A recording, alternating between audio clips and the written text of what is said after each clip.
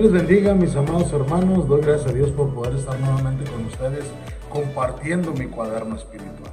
Nuestro tema de este viene es por el bien de mi alma. Hemos dicho que por el bien de nuestra alma debemos entender lo que significa ser extranjeros y peregrinos. Y la semana pasada aprendimos de esos deseos que batallan contra el alma. Esta semana estaremos aprendiendo de la voluntad de Dios. Y para hacerlo estudiaremos varios pasajes que nos hablan de ese tema.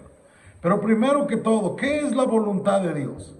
Visto desde nuestra perspectiva, la voluntad de Dios refleja su carácter, refleja su diseño, refleja lo que Él ha hecho en su creación y manifiesta su sabiduría, su poder al ordenar todo lo que sucede para nuestro beneficio y para su gloria. Hay dos aspectos de la voluntad de Dios que debemos entender. Primero, su voluntad revelada. ¿Qué es la voluntad revelada de Dios? Es aquello que Él nos ha dado a conocer por medio de su palabra, las Escrituras, la Biblia.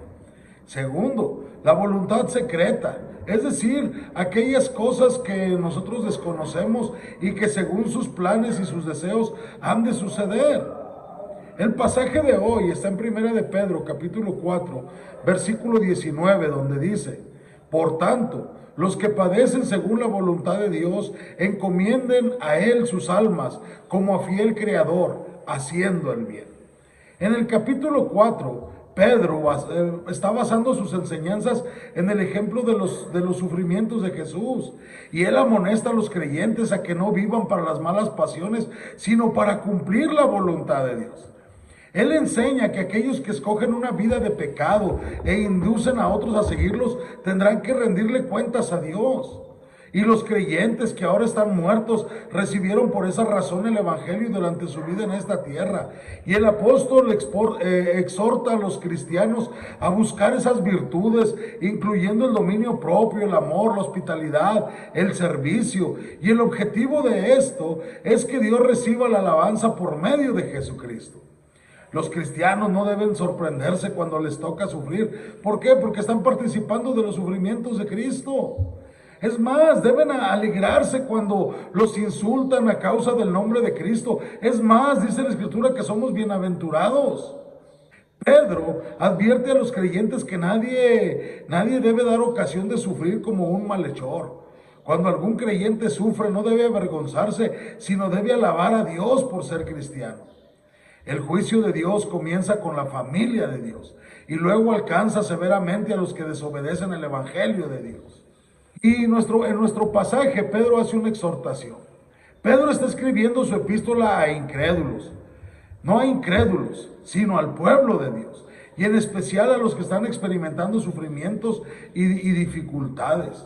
Cuando él dice, por tanto, él está introduciendo la conclusión de la carta acerca del sufrimiento.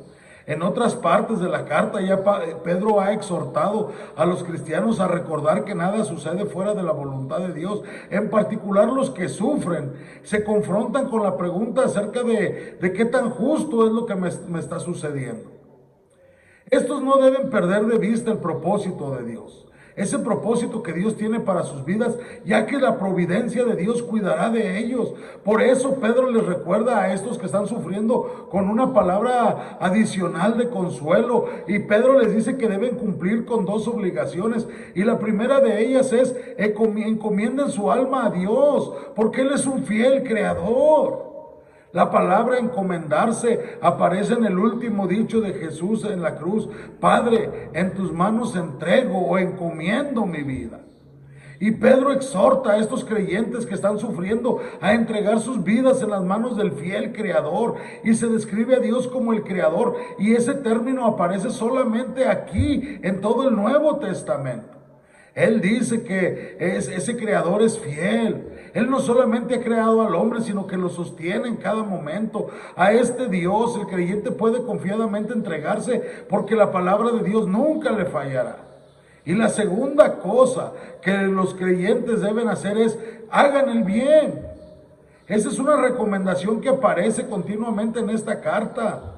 Pedro da a entender que el cristiano que se encomienda verbalmente a su fiel Dios debe demostrar este compromiso mediante obras de amor y misericordia para con su prójimo. Recuerda que si estás sufriendo, es porque no eres del mundo. Antes Dios te escogió de este mundo. Y mientras sufres, la voluntad de Dios será cumplida cuando te encomiendes a Él y cuando sigas haciendo el bien.